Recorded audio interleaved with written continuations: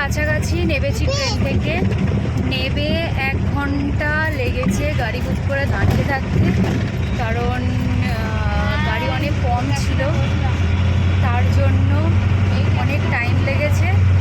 কিন্তু ফাইনালি 1 ঘন্টা ওয়েট করার পরে আমরা গাড়িতে উঠেছি।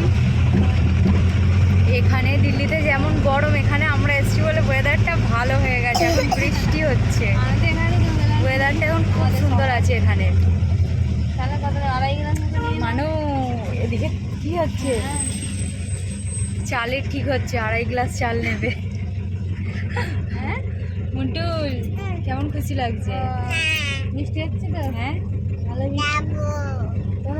বৃষ্টি হচ্ছে, বেশ ভালো লাগছে। কেমন লাগছে?